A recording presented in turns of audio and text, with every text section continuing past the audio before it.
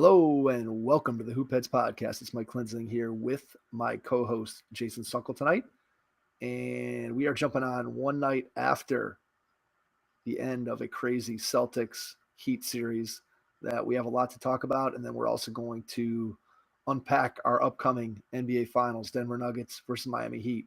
So, Jay, do you have a game for me, or are I we do have a jumping right game, in? Mike. It's a All right, little different of a take. All right, here we all right, go. all right. Off record, Mike. Most losses in the NBA playoff. What five players, the top five players with the most losses in the NBA playoffs? Just in the playoffs. Just in the playoffs. All right, so this is somebody who has to have won a lot, but also has to have lost a lot. I'm going to go with LeBron, He's number one. Kareem. He is not anywhere on my list. No. Okay. Somebody else who has lost a lot of finals games, lost a lot of playoff games. Man, it gets tough quick. Jerry West. I don't see him on my list. No, because he lost a lot of finals, but made it to a lot of finals. So we're talking about playoff losses. So I'm guessing Playoff loss. this has to be people that are more recent vintage who have played a lot of playoff games. I mean, I would say they've all been playing in my lifetime, but I would not say that they are recent, all recent players. Okay. Man, this is a tough one. I know. Well, listen, Mike, here's what I want to say. LeBron has 100 playoff losses, okay? To hazard a guess at how many wins he has. He has 100 losses. Yeah. I would say he has. That's a good one. Not many more than that. 100. He has 182 wins. 182 He's 182 and 100 in the playoffs, Okay. Mike. All right. That's pretty bananas. That's a lot of playoff games. So I'll say, let's go Tim Duncan. Oh, there you go, number 4. Let's go. I need somebody else. So how about Manu Ginobili? Nope. He's Tony number Parker. 1, 2, 3, 4, 5, 6, 7. He's 11. Tony Parker. He is 7, or he's 6. And somebody else who played a long time and made a lot of playoff. Karl Malone. Number 3. John Stockton. Number 5. So I have. The other guy's tough, Mike. The other one's tough. He was not what you would call Robert Horry. Robert Horry. No, but I would think in that vein. Robert Horry is number 8. Or number 7. I would think in that vein though. He also coached for a little bit. All right, let's see. Man. So I have number 1. Number 3, 4, 5, 6, right. and 7. Okay, so I just don't have number 2.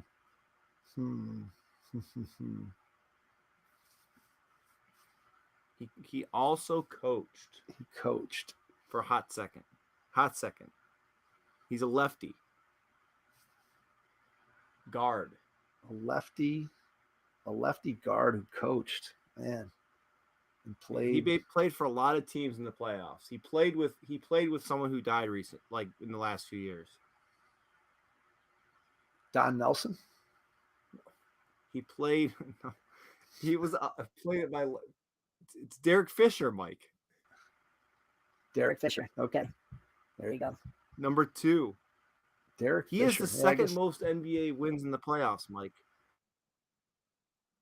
Or second most. He's 98 losses and 161 wins in the playoffs.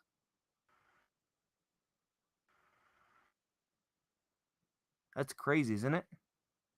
Wow. That's a lot. That's a lot. 161 and 98. Yeah, it would have taken me a long time. Would have taken me a long time to get to Derek Fisher. Yeah. Well, there's that for you, Mike. A little different. That was a little different. I liked it. Took me a minute to get on the. I thought I would switch. Took me a minute to get on the right brainwave there. Well, listen, I just wanted to switch it up a little bit. Yeah. I didn't All like, right. I didn't want to think it's like, oh, so we kind of, I mean, theoretically could come up with a bunch of other of these ones, but I figured that one Yeah, that's a was good one. that was a good one. So, all right, so I don't even know where to start other than like, man, that meme you sent me last night, gone fishing with Bill Simmons and his dad. That was a good one. That was a good one. That was funny. I did enjoy that. Did you listen to the podcast? I did. I thought that honestly that Simmons and his dad were pretty coherent and realistic about what happened. I didn't really sense a case where they were talking about how Boston got shafted or that this or that, or if only these things would have happened. I think that Simmons has come to the realization that this Boston team just is inherently flawed and they are who they are. And I just think you can go down the line one by one with each of these guys, and which I guess we can do too if you just want to start with Tatum, right? We've talked about Tatum for years and years, and I know he got hurt on the very first play and turned his ankle, but I still feel like, and this is me being biased against Jason Tatum, but I still feel like you turn your ankle and you're a superstar and you still figure out some way to carry your team across the finish line in there's game no 7 at way home. there's no way LeBron acts that way if he turns his ankle at 38 years old. There's no way he acts like that in the game. I just don't think you disappear in the way that Tatum disappeared. And look, I know the ankle hurt and it's an injury, and I'm asking him to do something and push his body to the absolute limit. Something that he doesn't do when he's healthy. Right. Well, right, exactly. And so it just feels like in a game 7 at home that if he's really a top tier superstar, which we've argued repeatedly that he's not, that he would have pushed him over the edge, and he was nowhere to be found. And then you go to Jaylen Brown, and he was horrendous, absolutely horrendous. He ended with 11 turnovers, right? Oh, so it might have felt like 11, but it was 8 was bad enough. I heard someone say 11 somewhere, and I was like, and his 3-point shooting was horrendous. Like, not only the shooting, I think that not only the results of the threes, but the threes shot that he was selection. taking. Oh, in the third quarter where they were still pretty much out of it, but he had at least 2 or 3 possessions where he just dribbled the ball down the floor and pulled up from 4 feet behind the line at the top of the key without passing the ball to anybody. And the number of times that, I know we've been talking about this again all year, and something that Simmons harped on too, about he drives into traffic and the ball just gets poked away. And that happened to him 3, 4, 5 times last night, where he's driving to nowhere. I mean, he's driving to traffic and the ball gets knocked away from him. And when Simmons said that, Mike, I thought, like, that's what we talk about with Evan Mobley. But Evan Mobley's not a guard, and he's 7 feet. And sometimes he kind of does like his ball handling, his work. But Jaylen Brown is supposed to be someone that can handle the ball and putting himself into position to do that. So that shouldn't happen with someone like Jaylen Brown, right? That was where my immediately thought when I heard Simmons say that. I was like, you know what? That sounds like Evan Mobley, except Evan Mobley's in his 2nd year and he's 7 feet tall and he definitely needs to work on his handles. But that's not something that he's like. He will get better, I think. But Jaylen Brown shouldn't be in the same thought process as Evan Mobley at this point. Not at this point, not at age 26, as a guy who's 2nd team All NBA. You would think that, but this is what he's done, I think, pretty much for his whole career. I mean, he's had this issue of being able to handle the ball in traffic and just not being solid with the ball. And that's a problem. And I think that the other thing that we've touched on a little bit and that we saw in this game and we saw it throughout the series is just the fact that Jason Tatum is an average playmaker for being the best player on a team. He's not a great passer. He's not a guy who necessarily makes other players better. Like, I look at Tatum's best skill as being his ability to score rather than his ability to set up other guys. And then you look at Jaylen Brown, and he's someone who historically has a 1-to-1 assist to turnover ratio, which, as a guy who His is a career is scorer. 2.2 assists per game and 2 turnovers per game. So Yeah, pretty so I close mean, to one. essentially 1-to-1. But I want to point this out though, Mike. His first 4 years in the NBA, he didn't turn it over very much. It's been the last 4 years that have been bad. The last 4 years, 2.2, 2.7, 2.7, 2.9. Well, the ball's been in his hands more, right? As That's his true. role has increased, Yeah. he's been asked to do more. I think the Gotta problem is, you're giving him a little bit of credit. I like that, Mike. Give him well, the benefit of the problem doubt. is that as he handles the ball more, he's had more turnovers, and he really hasn't improved as a playmaker, as a guy who can get the ball to his teammates and make his teammates better. And when you have your best player, and this is where the Tatum and Brown thing, right? There's a lot of positives. You look at it and you say, around the league, two wings like this is what everybody's looking for, are guys who are long, versatile, can defend multiple positions, can score. In that way, they seem like they're a perfect pairing. And yet, when you start looking at Boston, you start looking at, well, why do they struggle, right? Why one game are they lights out and then the next game it looks like they've never played basketball before? Or why within this series can they lose 3 in a row, then win 3 in a row? It's kind of how I feel when I golf, Mike. Yeah, there you go, right? It's where you hit one good shot every once in a while and you feel great. You're like, oh, I can really be a good golfer. And then you realize, well, no, I can't be because I'm just not consistent. I think part of that, honestly, and it really came out last night, is that they just don't do a good job of setting up their teammates for easy shots on a consistent basis. They don't draw double teams and then find the right guy. Like, you compare and contrast the way the Celtics offense runs versus the way, let's say, the Nuggets offense runs. And I know Jokic is an all-time playmaker, and you're not asking Tatum or Brown to be an all-time playmaker, but the problem is that when Boston's threes aren't going in like they did in game 6 and they did in game 7, they really just end up being then a team that goes one-on-one, and they're not really puncturing the defense. They're not really getting anybody easy shots, other than, again, sometimes the ball moves on the perimeter and they're able to get open threes, and sometimes you knock them in, sometimes you don't.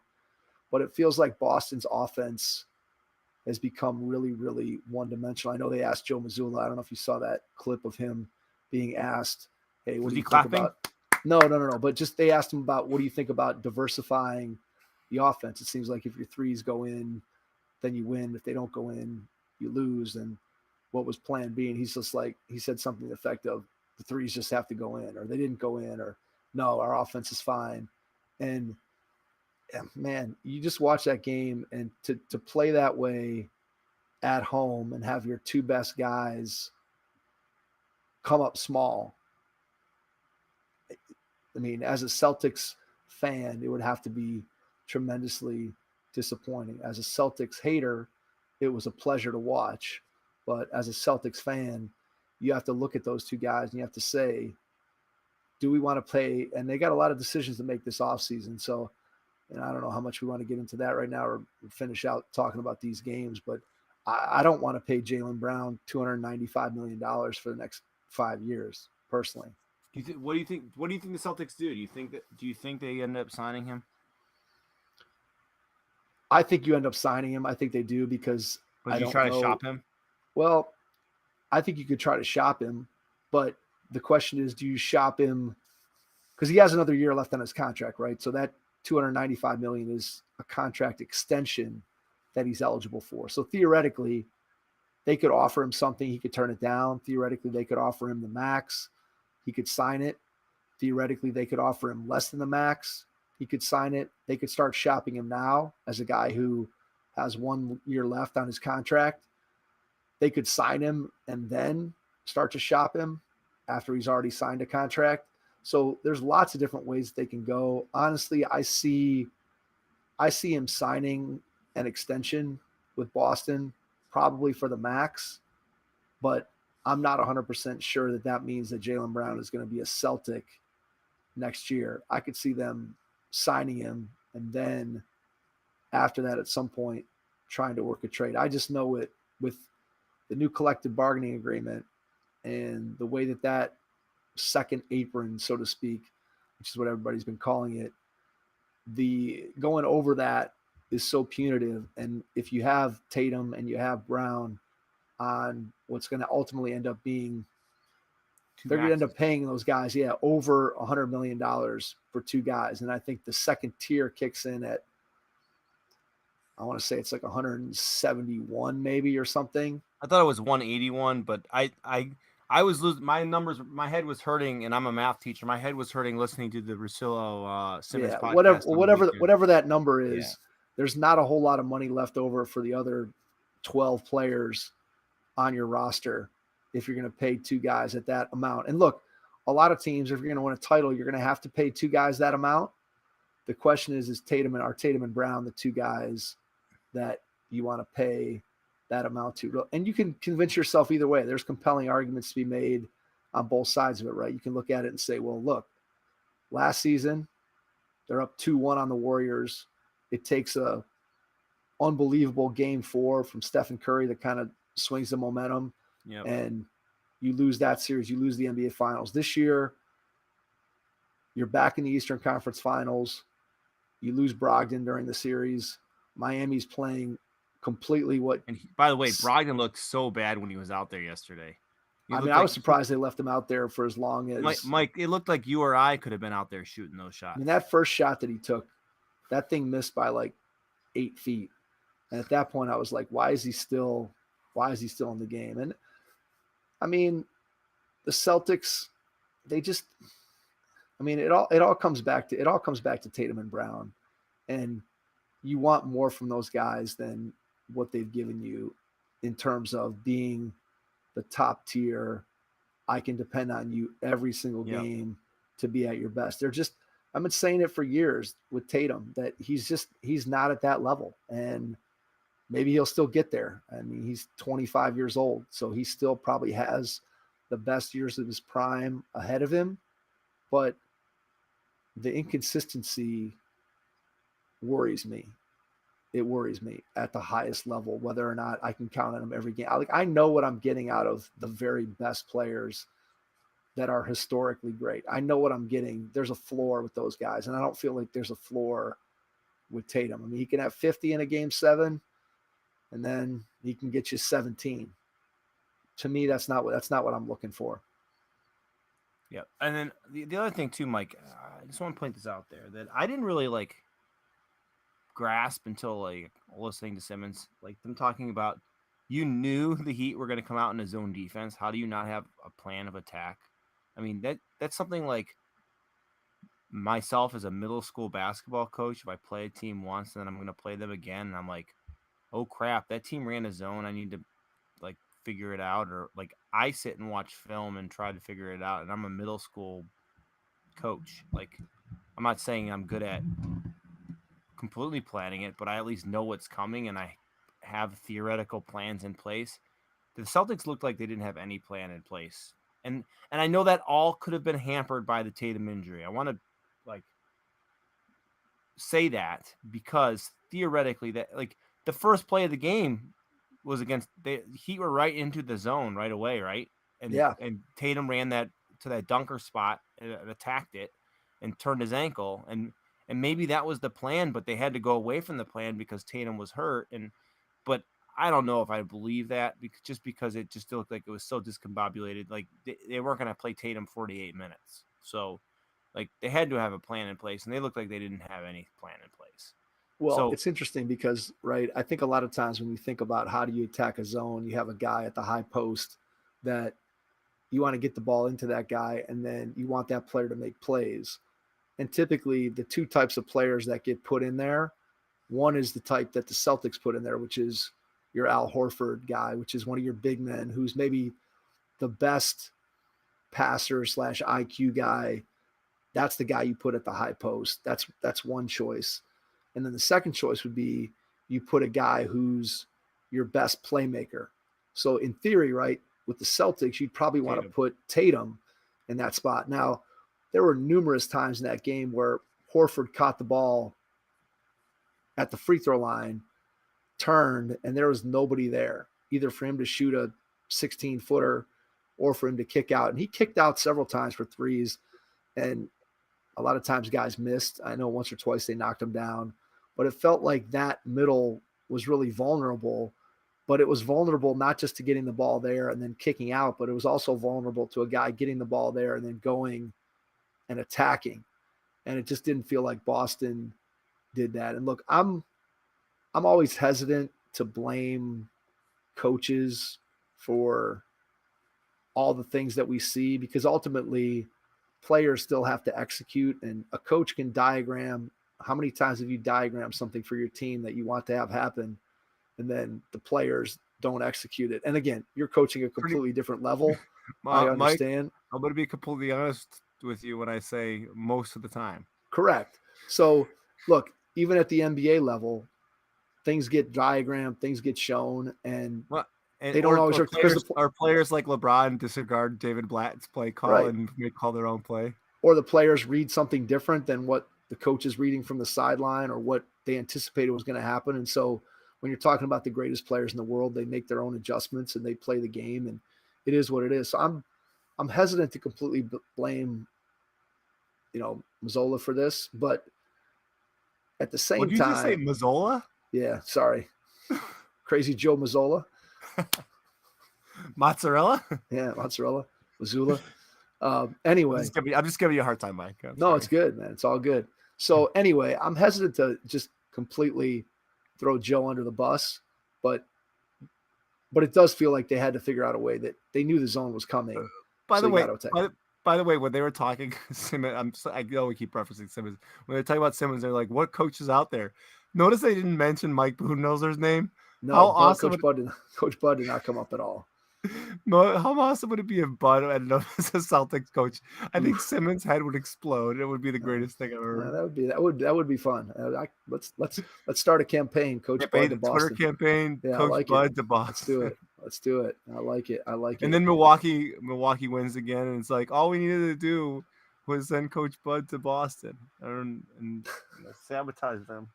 He's like a secret agent.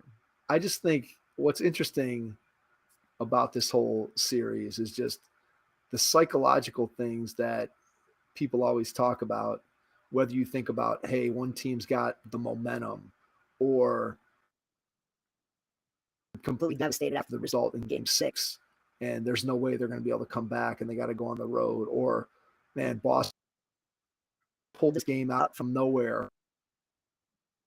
Now they're just going to be able to, Miami's going to be crushed and Boston is going to be on this high, and they're just in and they're going to take care of business.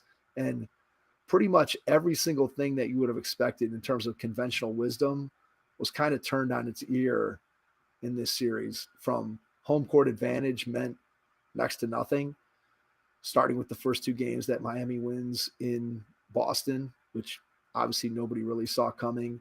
Then they win game 3 in that just destruction where everybody basically is saying, hey, Boston rolled over, and it certainly looked that way. And when that happens, you certainly don't expect the Celtics to turn that around and come back and in Miami win that game 4. Then you're like, okay, well, Boston got 1, so Miami's going to go home, and now they got to take care of business, and they'll win that game 6. And it just, there were so many different strange things that went on in this series. And you have to give Miami a ton of credit. Who's the biggest loser in this series, Mike? Here's my pitch. Derek White, because no one's going to remember that game winner. Yeah, that shot's going to get lost in history, there's no doubt. I mean, people in Boston will always remember it, but it won't be remembered or revered in the same way it would be if they had moved on to the finals. And certainly if they had won the NBA finals, that shot becomes the bloody sock. That's the bloody sock. It becomes one of the most famous shots in the history of basketball. Whereas now it will be something that will be remembered by a select few, but it won't be remembered in the same way. It's the LeBron 2009 shot against the Orlando Magic. Right. It's a fun highlight. My dad was I wanted to say this, Mike. I went to the PGA last week. My dad was at the LeBron 2009 Orlando shot, and I referenced it, and he didn't remember it. He was at that game, Mike. Now, my dad's old. He's getting old, okay? That's not good that he didn't remember that. And I'm like, Dad, you were at the game, because I was in Africa doing a mission trip, and the only internet I had was dial-up, Mike. So it's a fun story here. all the internet they had was I had to go to an internet cafe Okay. to check the scores. And I literally watched and this is internet was still relatively good, but it's still not good. And it was definitely not good where I was. And all I know is they were like, LeBron hits game winner. I saw it pulled up the ESPN article, and this is what I saw. I saw LeBron, and I saw the ball go like this. And then I saw him celebrate. I never saw it go in the basket. I never saw any of that. And I remember sending my dad an email saying, and I tried to find the email, but I don't have access to my BW account anymore. Just saying, oh man, you got to go to that game. You're so lucky. Blah blah blah. I couldn't find. And his email response was good too, but he didn't remember it. I'm like, how do you not remember this, Dad? Well, come on. Somebody in Miami that's not going to remember that shot from Derek White. Well, I guess a Miami fan. So, but it definitely is not. Sorry for that. Sorry for that tributary. No, it's all good. I figured but it's not going to be remembered. That shot's not going to be remembered in any way, shape, or form in the same way. And I think it's funny too that people were criticizing for get to the basket. And I mean, if you watch the entire play and then you saw Spoelstra talk about it after the game, Strus is just trying to keep Tatum from getting the ball. So when Tatum popped out towards the inbounder, Strus completely jumped in the passing lane and took Tatum away. Then Marcus Smart, he just gets that shot off so fast. And I mean, from the time Strus denied Jason Tatum to when he turned back around after the pass and went to Marcus Smart, I mean, Strus is running to try to get back to Derek White. I mean, you can watch the play and see him trying to get back. And I mean, look, plays like that, when they happen, they're all 1 in a million. Like you can say, things had to go perfectly and the ball had to go here and White had to cut there and Strus couldn't be there and somebody else couldn't have stepped in or whatever. But that's what makes these plays what they are, right? I mean, if you look at the win probability, the win probability for the Celtics was, 1% at that point. And so, yeah, I mean, so nothing. Right. So 99 times out of 100, all those things, there's something that goes wrong if you're the Celtics and it just doesn't happen. And so I think when you're looking at that play, you just have to take it as it was a really smart play by Derek White to not just stand in the corner, but to crash. But you can't really fault Miami for, one, in 3 seconds, the odds of a guy getting a shot off, having it beat. Look, how many times have we seen on threes, right? Where does the ball usually go if a guy misses a three, right? That thing's clanging back out to 15 feet away, foul line extended, somewhere out there where it doesn't matter what happens. Nobody's grabbing that rebound and putting it back in. So for that thing to kind of rattle and then softly fall off the rim right into Derek White's hands, I mean, the odds of that happening are infinitesimal. And kudos to White for getting it done. And obviously it was a great win for the Celtics, but they just could not double down on it at home. And Celtics, again, they're just a goofy team. Their two best guys are goofy because you don't know what you're getting from them. And man, I don't know what. Yeah, if I'm Boston, I don't feel great about signing Jaylen Brown, but I'm not sure what you can get. I'm not sure what you can get for him. What can you get for Jaylen Brown? I know there's a lot of Portland talk but does Portland want Jaylen Brown for Lillard? Or I also saw the Simons and maybe the third pick for Jaylen Brown. Does Jaylen Brown and Damian Lillard together, does that make a championship roster? I mean, Damian Lillard's would you rather Damian Lillard than Jason Tatum? Maybe a little bit, but I mean, I think Tatum's ceiling's probably theoretically higher at this point because Lillard's a little older, right? So yeah. And Lillard's never been there. He's never even gotten. I mean, he did gotten to a Western Conference Finals once in his career, I think. Yes. So I just don't think if you're Portland, I'm still thinking that Cavs come to the Cavs, bound to the Cavs. Though? How? Listen. I'm just throwing.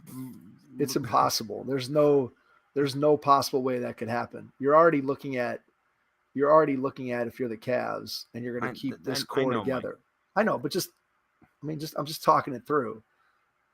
You're already looking at Mitchell's on a max, Garland's on a max, Mobley's going to be on a max, Jared Allen. Obviously, in that scenario, He's gone. There's no chance of the Cavs re-signing him, and I think he has. Does he still have 2 years left? Yeah, I feel like he has 2 years left. There's just no way you can starting lineup Brown. of Garland, Mitchell, Brown, Mobley, Sideshow Bob. I don't know. I don't want Jaylen Brown. I'm not a fan. I don't. I'm not either. I'm just saying. I don't want to pay Jaylen Brown half of what he's going to get. I know if that opportunity presented itself, it would slightly be intriguing. I'm not saying that it's going to happen, but it would slightly be intriguing, right? Yeah, I just don't know what scenario. No, it wouldn't be. Not for what Jaylen Brown's going to make. Okay. Not for what he's going to make. I wouldn't be that excited to pay Jaylen Brown $25 million a year, to be honest with you. Not on this team, anyway. Okay. Not on this team. He does more than what this team needs, and he doesn't do it well enough to make the difference. Like, I don't want a guy in that spot who is capable of, I mean, obviously, look, he scored like 26 a game this year. So clearly Jaylen Brown's a really good player, but I don't want him having the ball more than Mitchell or Garland. And hopefully not Mobley. Look, we've said it a million times, right? I mean, until Mobley's the best player on this team, you're not winning a title with this core. You're just not. Mobley has to be their best player. I didn't mean to make this turn into the Cavs talk. I apologize. Yeah, it's all right. We need to talk some Miami. We talked a lot of Boston. Yeah, but listen, I just want to say Miami, congrats. Like, you deserve it. You played hard. You worked hard. You have the better coach. I mean, Butler was really not that great the last 3 games of this series. I thought he looked slow. Well, they not very explosive at all. They said he's hurt, right? They said that on the broadcast last night. There were a few times when they're like, he looks like he's hurt, but unlike Jason Tatum, he's not gonna like grimace every single time he moves. Like he's playing through it. I definitely think he wasn't himself the last few games, and he doesn't have a lot of time to recover. So it'll be interesting to see, will he be able to recover? What will they look like? But listen, Miami gets all the congratulations in the world. They're only the second team as the 8th seed to make the NBA Finals. Who's the only other team, Mike? The 99 Knicks, baby, in a strike-shortened season. Yep, Jeff Van Gundy, baby. So now it's going to be a full circle moment. He's going to be broadcasting all the games. There you go. For it. So I'm not really like thinking Miami has much of a chance this series, Mike, and I'm not trying to jump the gun here. But I read an interesting stat today, Mike. How many NBA Finals has Pat Riley been a part of? Ooh, that's a good one. So, man. As a player, as a coach, and as general manager / president. All right, well, since he's been in Miami, he was with... I could give you a percent of the total NBA Finals if that would help you. Nah, let me just try to do it. Let me try to do it straight out. Let me think through it.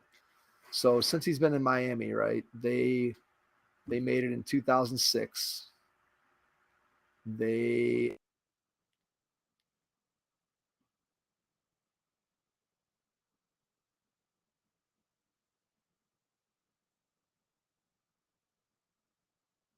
You there, Mike?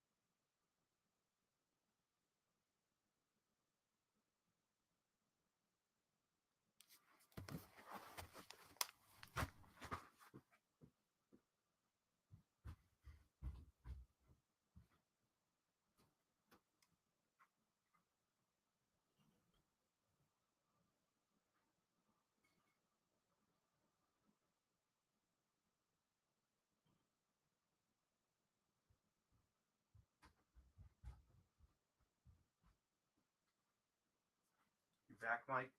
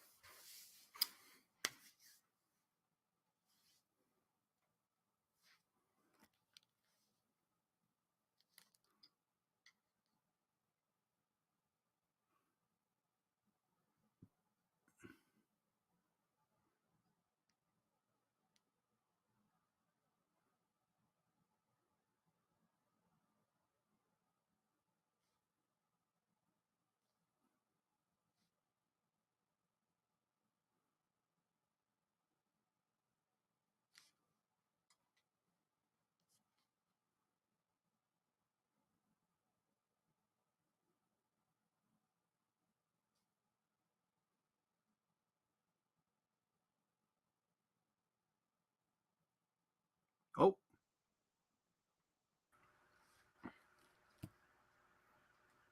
All there right. he is. All right. Now I have no idea. I'm not sure. I'm not sure what's going to happen here because now the time is reset back to Mine still time. says 37 minutes and 37 seconds. This is what happened Okay. when I got kicked. So I think we're still good, Mike. I think you're All still right. good. Trust. That's the case. Nothing else. You still have the YouTube video. The YouTube video is still rolling. So All right, you there we could go. pull that and pull the audio Okay. from that. All right, we'll figure it out. Anyway, so I was in the process Riley. of guessing. Yeah, my power went out momentarily there for like 2 seconds and shut down my internet. So Pat Riley, I'm going to go with the number being, let's say 19. Oh, you had to look it up while you were. No, gone. I didn't. No, I didn't. So I swear. So what did you? So it was. So what? So here's the Well, question. I could have gone through the whole entire process, which I didn't.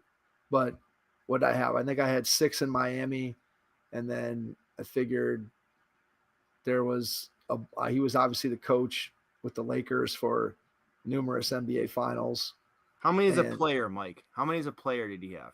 I would say 3 maybe. Oh yeah. Is that right? That's right. Yeah. Okay.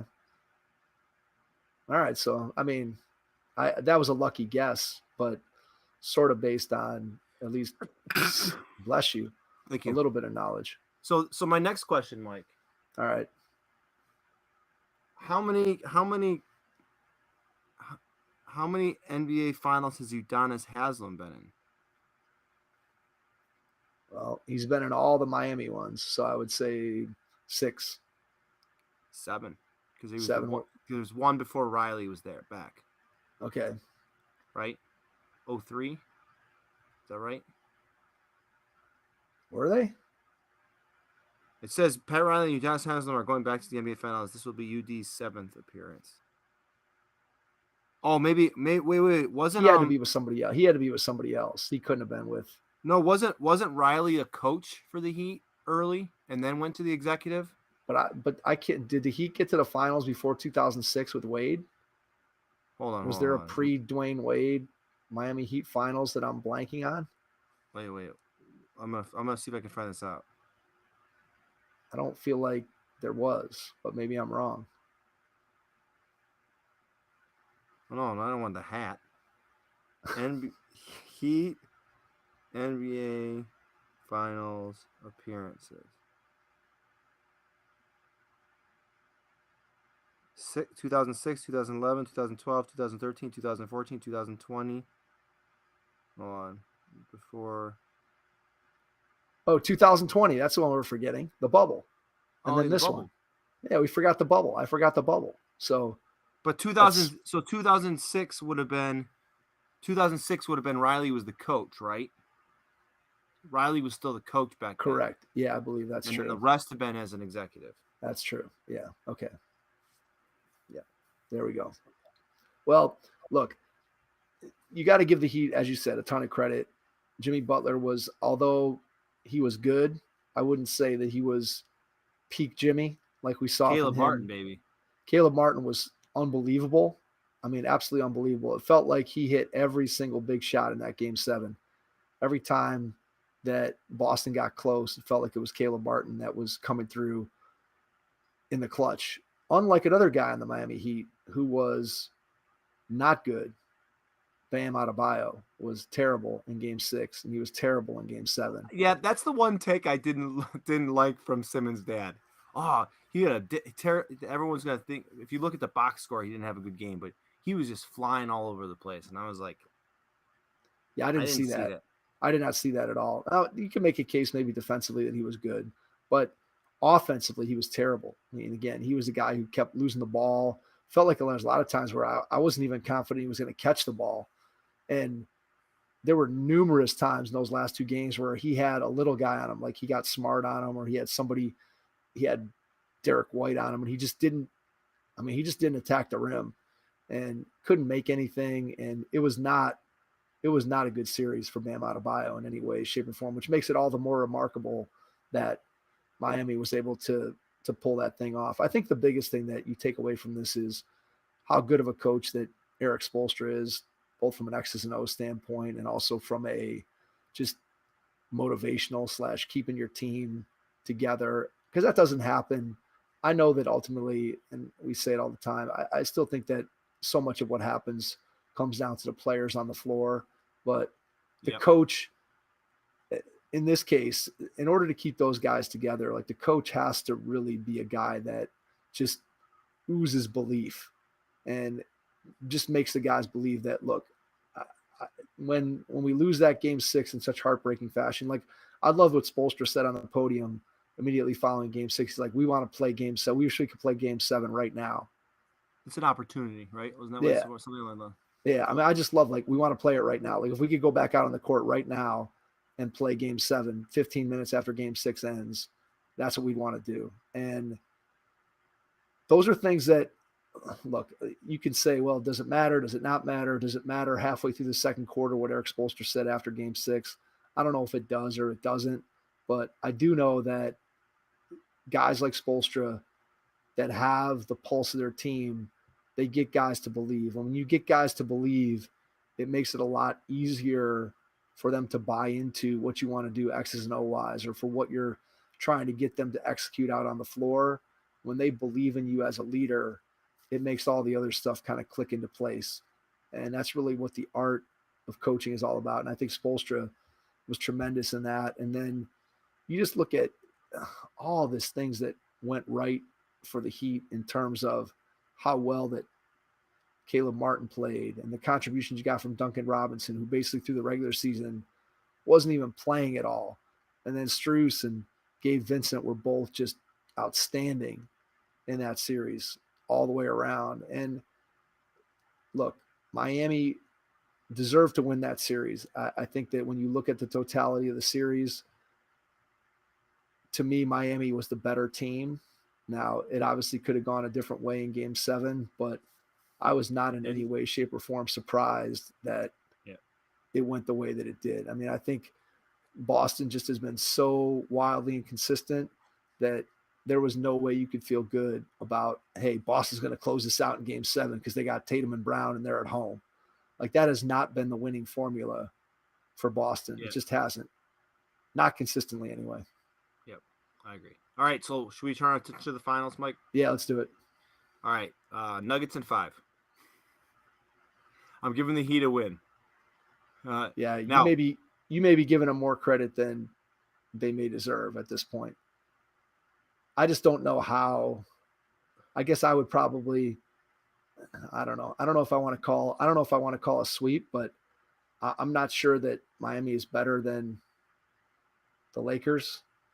And I definitely know that Miami's not better than Phoenix.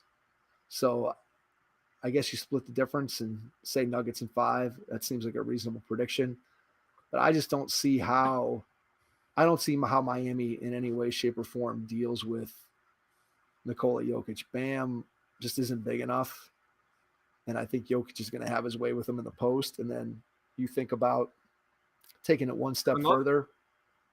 Go ahead. Udonis Haslem? Maybe.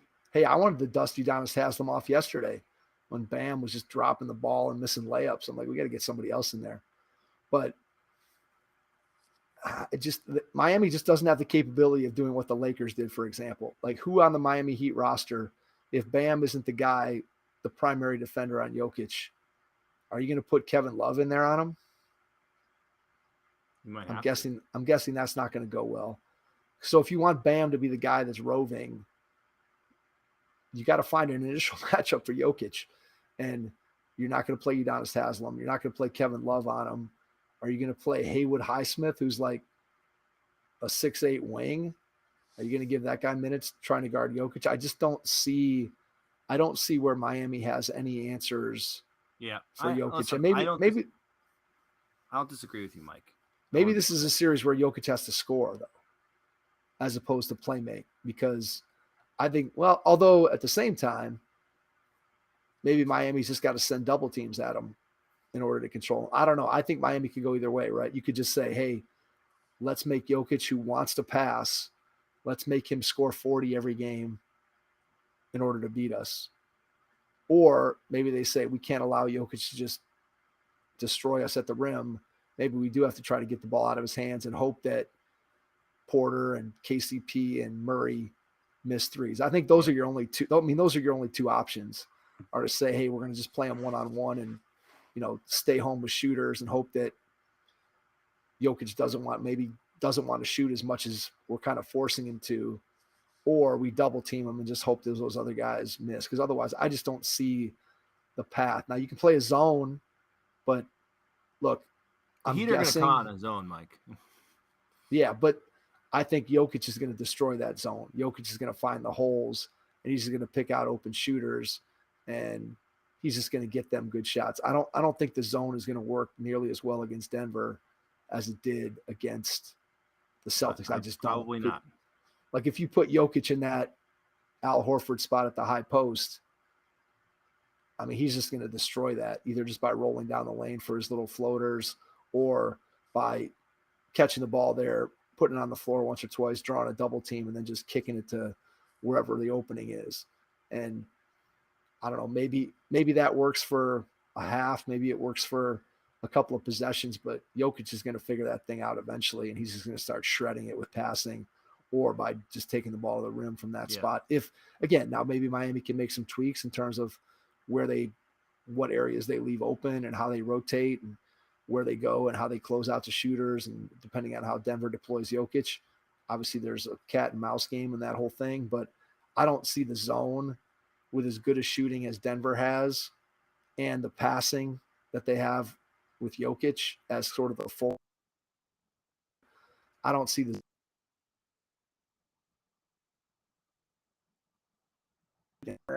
Denver has too many weapons, and Jokic has the passing ability to be able to exploit those weapons no matter where no matter where Miami leaves an opening.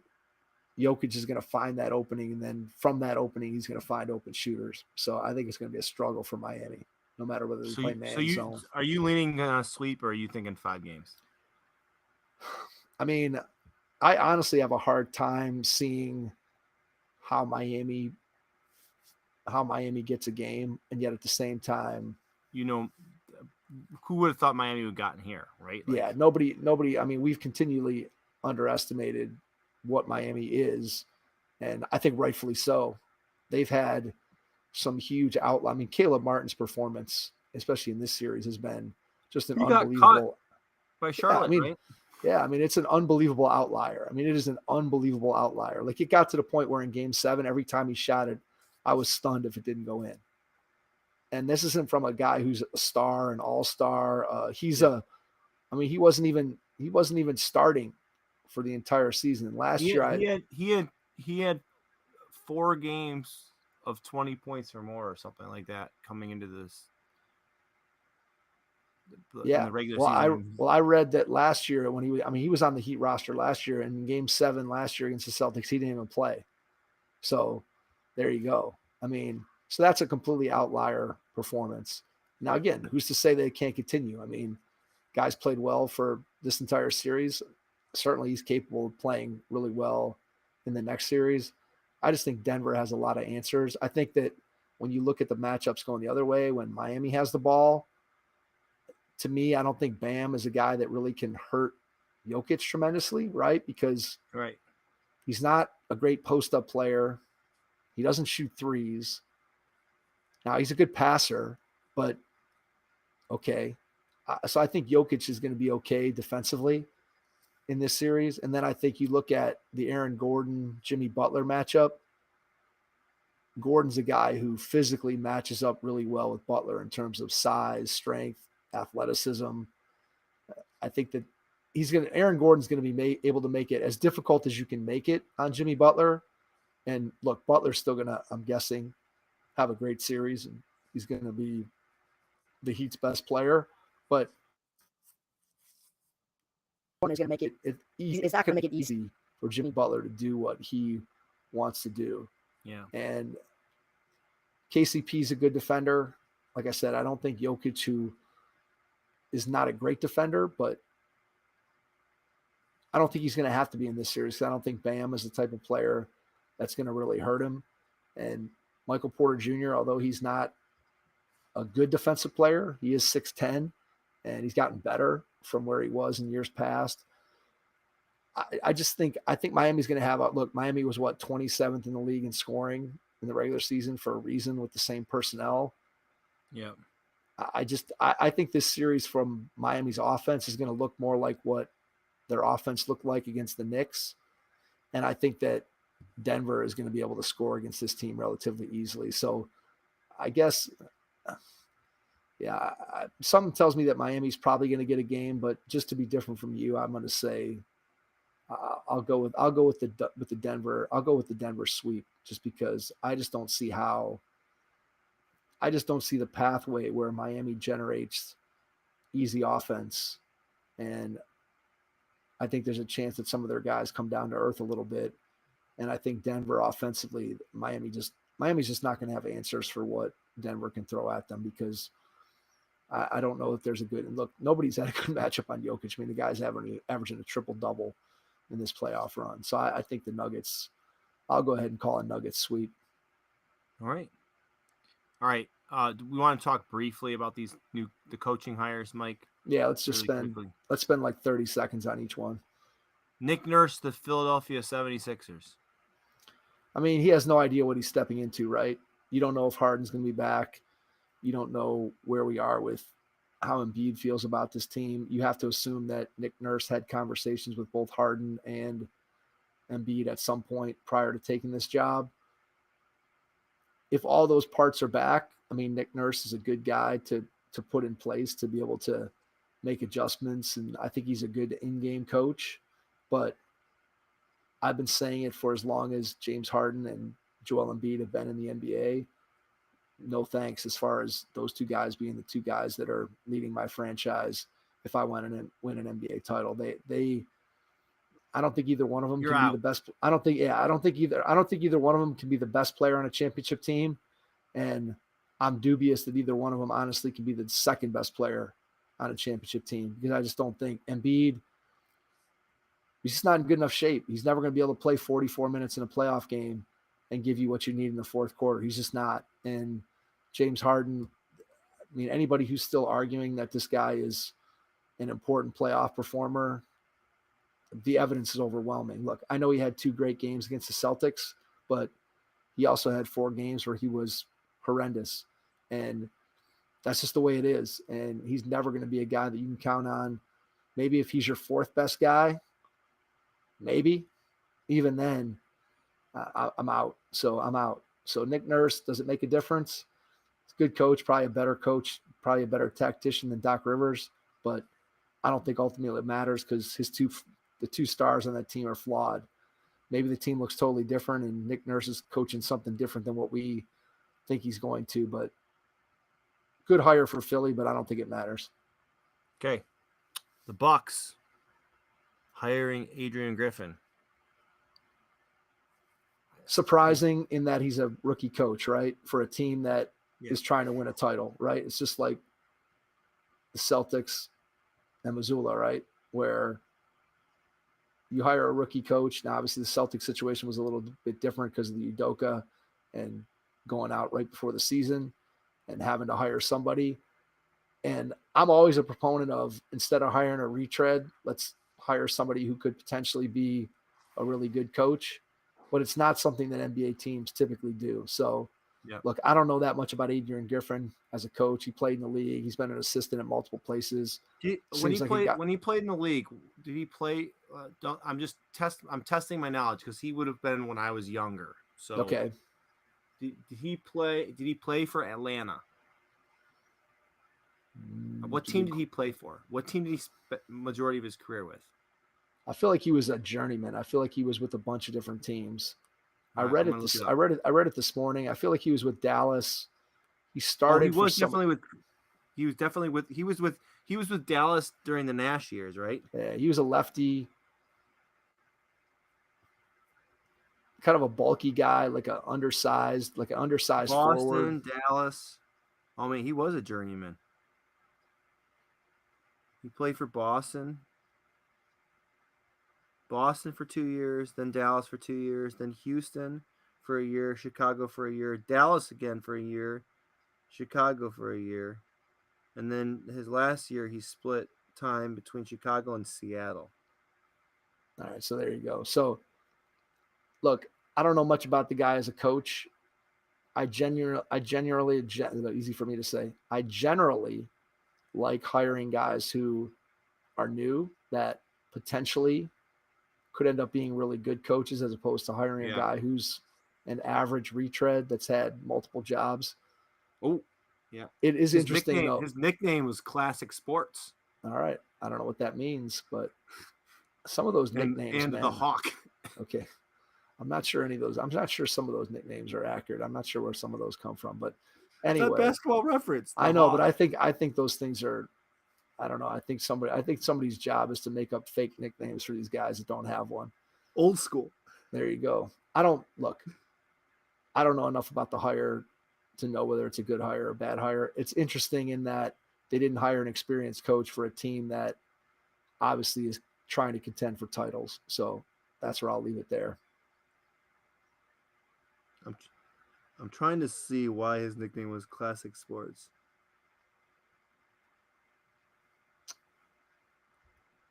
I don't think you're going to find anything. I think it was made up. It's because some intern at Basketball Reference decided that was going to be his nickname. That's what I predict. Listen, that's what I'm calling. I was hopeful that I would Google it and there would be some story. No, there's nothing, man. Come on. It's time to leave that go. All right. We'll see. I'll try to dig it up. I'll come back to it on the podcast next week. There we go. All right. So are we missing anyone else? Phoenix still hasn't hired someone. Well, Simmons has it on good authority that what's his name is going to get hired, right? Kevin Young. Yeah, some guy, another known, which I don't know who that guy is. So I guess if Phoenix hires him, brother's sister's husband, something, I don't know. So if they hire him, that's fantastic. And then why are we? It feels like we're missing an opening somewhere, or am I not? Well, there's still the Toronto job. Detroit, right? Did Detroit hire somebody? And Toronto hasn't hired anyone, right? I don't think so. So you have Detroit and Toronto still open, I believe. Maybe I'm wrong. I feel like Detroit was still debating back and forth. Yeah, they haven't hired anyone. Yeah, I didn't think so. One of three teams. The Pistons have a coaching vacancy. Hold on. Detroit News said there's 3 coaching vacancies and NBA coaching vacancies right now. Oh, there's a website for this. Coaching tracker. Oh, Rockets sign Udoka. I don't know if we ever talked about that. You want to talk about that really quickly? Well, as far as the quality of a coach, I mean, I think he proved himself to be a pretty good coach in his 1 year in Boston. So it seems like if you think about what the criticisms have been of the Houston Rockets, that they're undisciplined, that they're unorganized, that it's kind of a clown show. Well, based on what we saw out of Udoka in that first year in Boston, he's not going to put up with any of that stuff. And I know Houston is. So you're saying that Harden isn't going to go back to Houston now? I mean, he could. I mean, he still could. They have a lot of cap space. They could clearly sign him, but I think Udoka is a good hire if you get past whatever the issues were that he had in Boston without us really knowing that whole situation. Yeah. We don't know if he was just stupid or he was predatory in some way. And without really knowing the details of what went on. Well, I feel like if he was predatory, I feel like he would be blackballed, right? Like, yeah, it's probably true. And there'd probably be some law enforcement involved in some way. So I'm guessing he was just stupid. But he definitely proved that he could coach in that 1 year. So I think that's probably just from a purely coaching standpoint. If you eliminate the public relations and the perception, I think just as a basketball coach, it's probably a good hire for Houston. And for those young guys to Toronto, it's Toronto, Phoenix, and Detroit. Detroit are the ones. Detroit. Here are the listed candidates on this website. For the Detroit Pistons, Charles Lee, Bucks assistant, Chris Quinn, Heat assistant, Bulls assistant Josh Longstaff, never heard of that guy. Nets assistant Brian Keefe, never heard of him. Vanderbilt head men's basketball coach Jerry Stackhouse. Stackhouse, I could see that. Kevin Ollie. That'd be an interesting hire. Stackhouse as a head NBA coach would be interesting. Kevin Ollie, which I feel like that one had traction, that it sounded like Kevin Ollie was going to maybe get that job. Some Pistons assistants, and that was it. For the Suns, it was Phoenix Suns head coaching gigs. Kevin Young, Mike Budenholzer, and Clippers coach Ty Lue. What? Ty Lue, he's only got one more year left on his deal. And then Toronto is Kenny Atkinson, Charles Lee, Kevin Young, Jordy Fernandez, Darko Rajokovic, Chris Quinn, and Becky Hammond. Interesting. I don't see her getting an NBA job. I just don't. Not that she's not deserving, and not that she wouldn't. Oh, and JJ Redick. You can't hire JJ. I'd hire if I was Toronto. Actually, if I was probably not if I was Phoenix, but if I was Detroit or I was Toronto, I think I'd hire Kenny Atkinson. That'd be the guy I'd target. Yeah, just because they got young guys. To Charlotte job, he took the job and then left. Yeah, he's like, I'm not dealing with these Ball family. Or maybe he caught one of the Bridges thing. I don't know. Maybe. Who knows? I don't know. Maybe he knew Jordan. Wait. The other Toronto job, Steve Nash is also a candidate for the Toronto job. Well, that would make sense, right? The Canadian ties. And, I mean, I think Nash, I don't think we have any idea whether Nash is a good coach or a bad coach based on the guys that he was trying to deal with and figure out in Brooklyn. I mean, the clown show. Think there's no way to really judge what Steve Nash is as a coach until he gets a second opportunity in a more stable, normal environment than what he had. I don't know what you're talking about. That was a pretty stable environment there, Mike. It was. With It was Kyrie, very stable. Kevin Durant, and James Harden. Those are some real stable and Ben Simmons and stable personalities there that they're all about the team and giving it their all every single day. Or maybe not. Maybe not. Maybe not. Anything else? I don't have anything else, Mike. No, I don't either. Mike, I have to say I don't share TikToks with you very much because I don't think you're on the TikTok.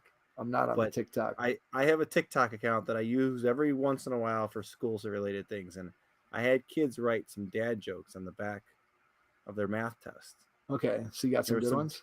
There was a good one, and this is the one I'm going to say, and I couldn't say it on the TikTok because it's like a bunch of students follow it, and there's not many students that'll probably get this far in the podcast, so I feel comfortable saying this one. And they have to be school appropriate ones, Mike. Okay. So like, all right, I keep it like there were some good ones, but this one made me laugh, and it's very dark. So all right, I'm ready. Why don't orphans play baseball? I don't know why. Because they don't know where home is. It's pretty brutal and dark. That's a good one. It's a good one. It made me laugh. It made me laugh. I don't think I've heard that one before. So that usually even ones that you laugh at that you're like, oh, I haven't heard that one in a long time, or I vaguely remember hearing that one. I don't think I've ever heard that one before. So that's a good one. By the way, that came from like the quietest, nicest kid. All right. Like that you would ever expect it from. There you So go. Hey, all it takes is one. You just got to hear it somewhere and have a good enough memory to remember it. That's what matters. All right, sir. Let's leave it there.